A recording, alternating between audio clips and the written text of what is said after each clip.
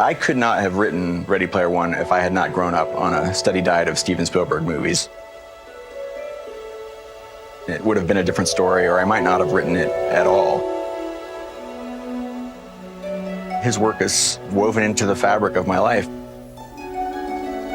Everybody, I think, who dreams of making movies dreams of getting to work with him. It's a dream come true. This week, Texas lawmakers heard about what's being called Texas's Next Giant Leap Forward Initiative. The director of the Johnson Space Center, Vanessa White, was joined by officials from Space Center Houston, Texas A&M, and Rice University as they testified before the Texas House Appropriations Committee. Their big plan would, among other things, make the Johnson Space Center home for all the lunar operations as we get ready to go back to the moon. Meanwhile, the vice president was talking about space today as she continued her visit to Houston. She was at the Johnson Space Center and took part in a very long-distance phone call. Station, this is Houston. Are you ready for the event? Vice President Kamala Harris is the head of the National Space Council, and as the astronauts phoned home today, she was there. As an American who is a space nerd, I'm so thrilled to be with each one of you. Oh man, that's the best idea since they faked the moon landing. Okay, cut. Wow, Neil Armstrong. Hey, wait a minute. You're supposed to be on the moon. I just saw it on TV. Oh, there's a tape delay and with all solar winds. And thank you for your excellence. Thank you for your service. How are you guys doing? We are doing great. We are fellow space nerds, and we really appreciate you and the Space Council and everyone there, the support that you all have for the human spaceflight program. The astronauts talked about their view of Earth from space, saying it makes them realize how fragile the planet really is. They talked about their work up there to help down here. So things like learning how to grow plants without soil and being able to use that back on Earth to help with food security.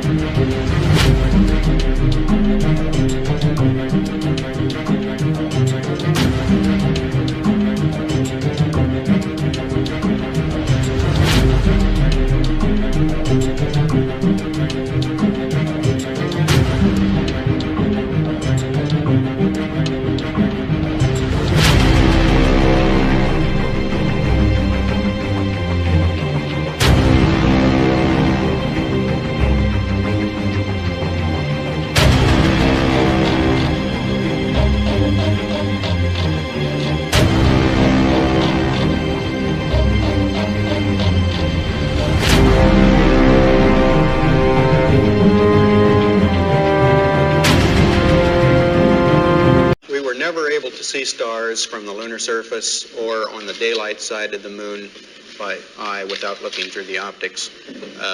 I don't recall during the period of time that we were photographing the solar corona what stars we could see. I don't remember seeing any.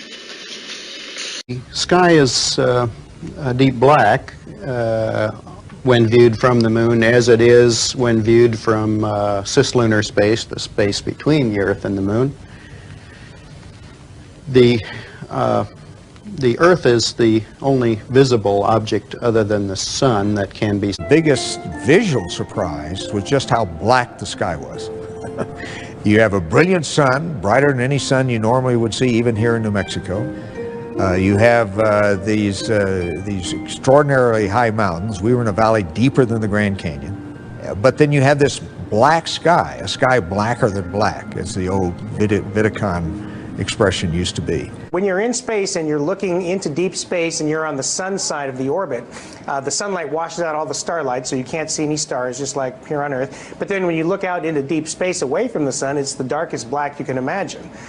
And we could not see stars. Whilst in space, have you ever looked away from Earth into the black void? Vice President went on to chair her second meeting of the National Space Council this afternoon and talked about the past 60 years of America's space program and its future. Soon, for the first time in half a century, America will go back to the moon. She says the mission of the Space Council is to promote and preserve America's leadership in space. Welcomed remarks in Space City, USA. Because you can see, because you can see the stars. Oh yeah, you know, and pretty much all the time you can see the stars. But we can also see stars if we're on the dark side of Earth and planets.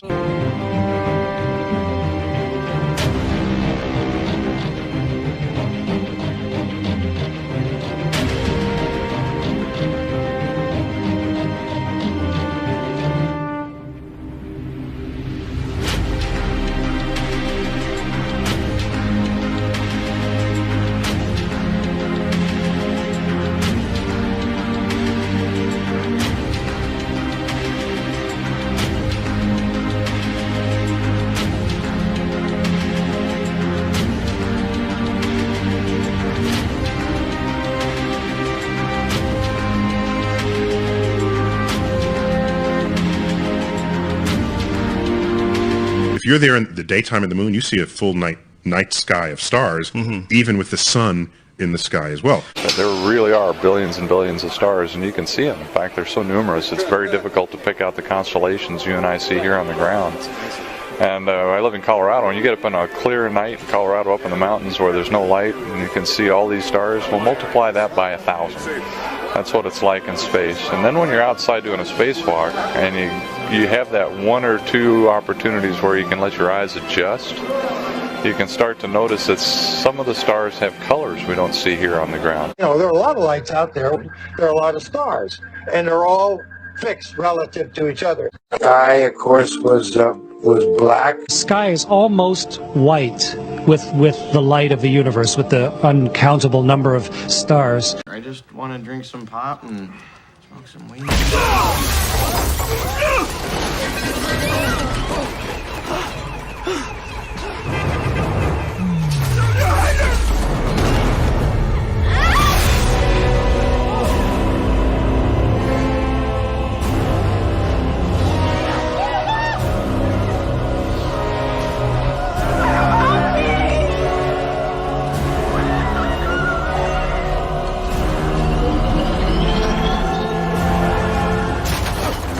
Termination in 99, Mississippi, 98, Mississippi, 97, Mississippi, and so on.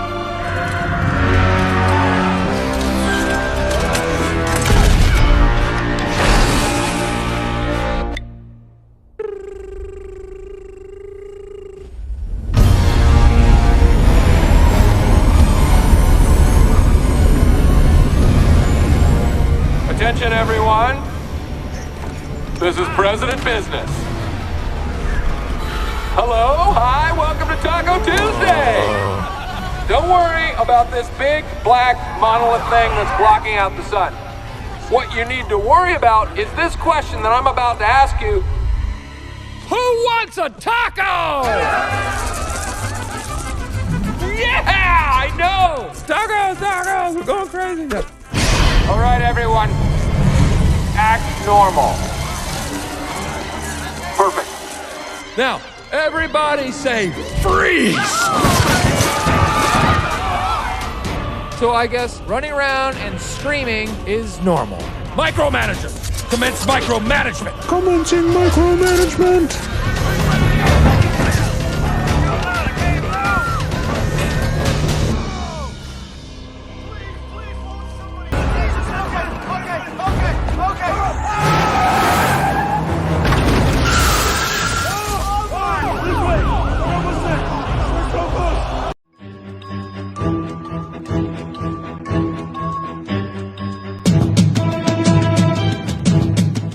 When Allen Dulles brought in all the Nazi scientists and so forth, they went to two places. They went to CIA and they went to the National Aeronautics and Space Administration, which in our world we call it not a space agency.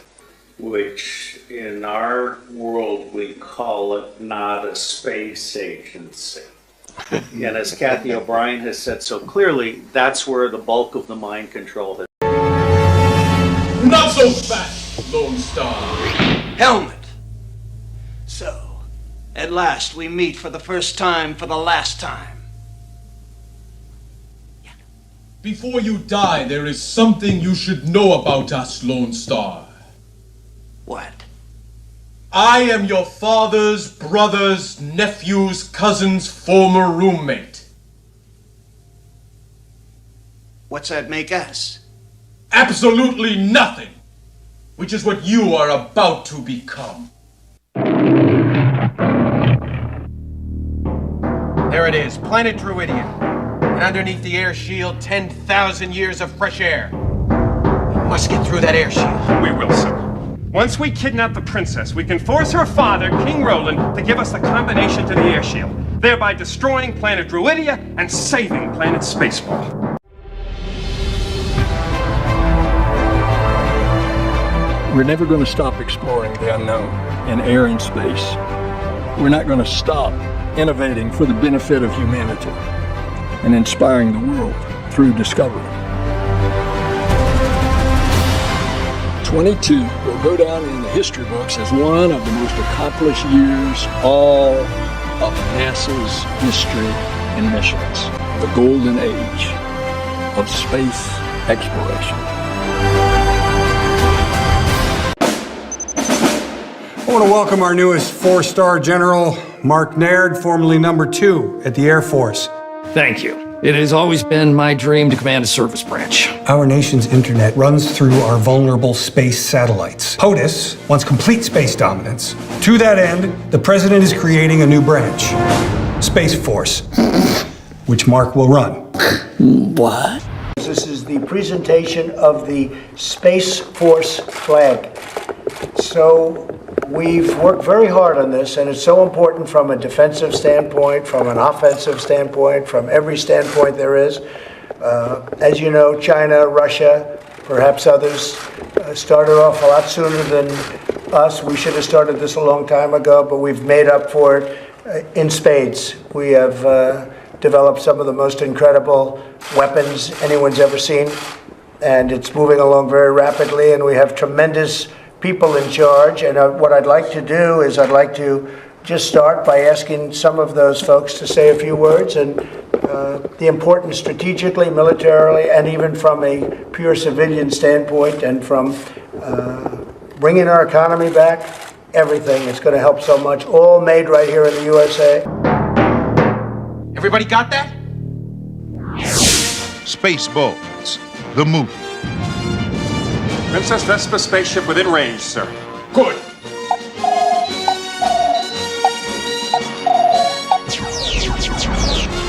What's going on? It's either the 4th of July or someone's trying to kill us! Now we will show her who is in charge of this galaxy. If you do not give me the combination to the air shield, Dr. Slotkin will give your daughter back her old nose! Only one man and his trusted companion can save planet Druidia from disaster. Okay, Eagle 5, coming in. Lone Star. First, they must learn the secrets of yogurt. Yogurt?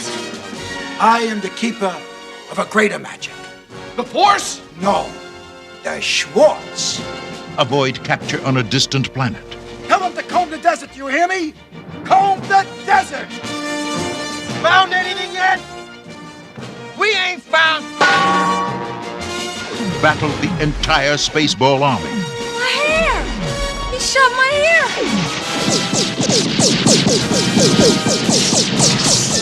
Holy! And escape the clutches of Dark Helmet. I see your Schwartz is as big as mine. Abandon ship. Proceed to escape pods. What the hell's the matter with this seatbelt? When does this happen in the movie?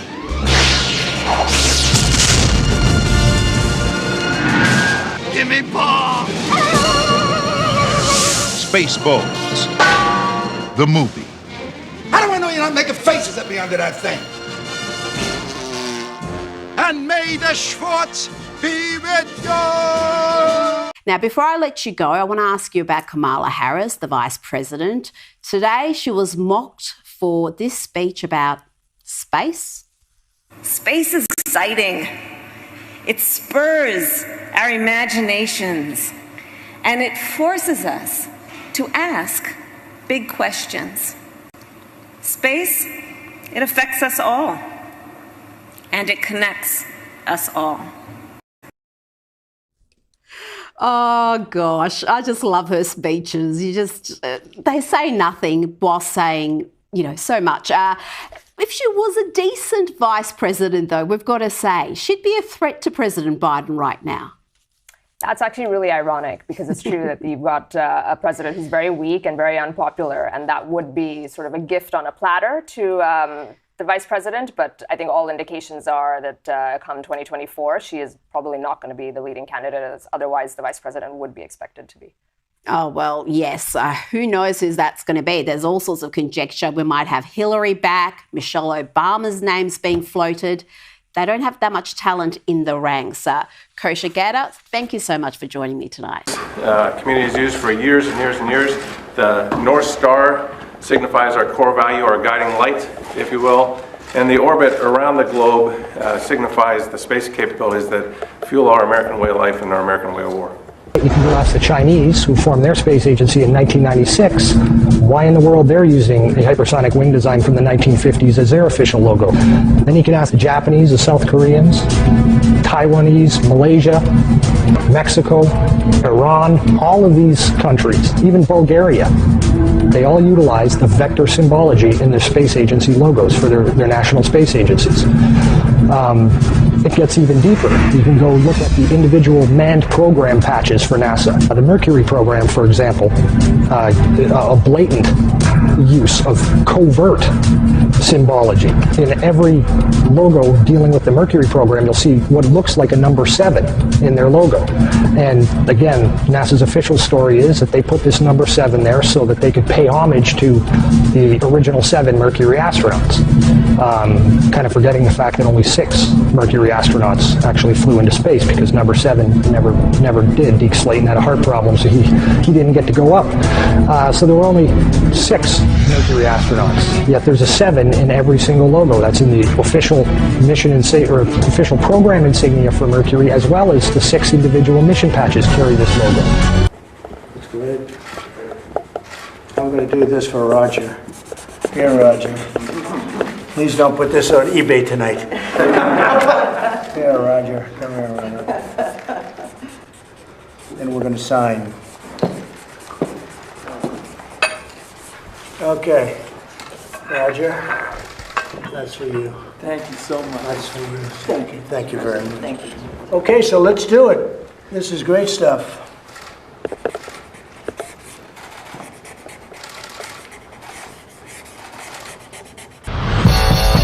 This is a great adventure we are embarking on today. There will be setbacks, but greatness was never won without sacrifice. Oh, he is blowing it just like you thought. Yeah, it is a complete Oh, my dry cleaner. Yeah, they lost my dress wipes. Space should be a zone of wonder, not of conflict and death. As a scientist, you have a loyalty to reason. Makes you a little untrustworthy.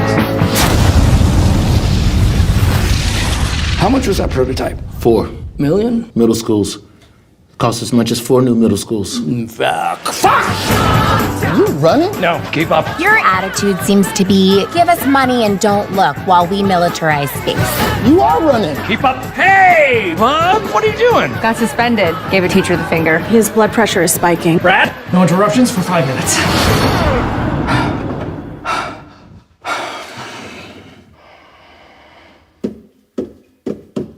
Aruba, Jamaica. Ooh, I wanna take you. Bermuda, Bahama, pretty mama. Bodies in the sand. Tropical drinks melting in your hand. We'll be falling in love to the rhythm of a steel drum band. down in Colorado. Jamaica, ooh, I wanna take you to Bermuda, Bahama, come on, pretty mama, Key Largo, Montego, baby, Montego.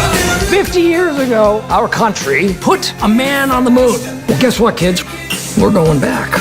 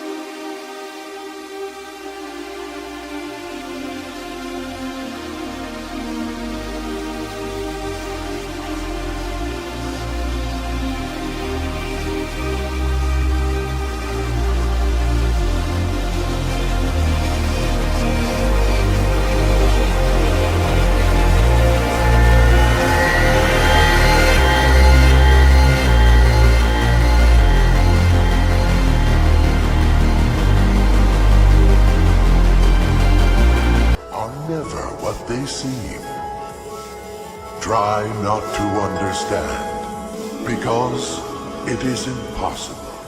It's going to get more and more overtly occult as these things develop. I mean, Burning Man's totally in-your-face occult. I mean, that's just flat out, we're witches, we're here, we're New Age, we're here to work witchcraft.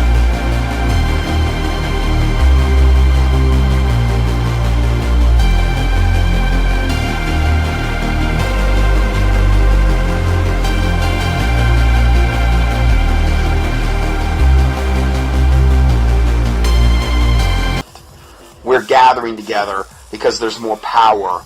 You know, this has been almost like programming that's been put into humanity's mind for a long time. Now it's more of a manifestation of this.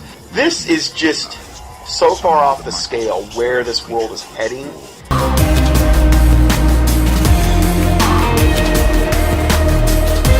The amount of time, effort, money that is being expended by Satan and his minions to implement his agenda.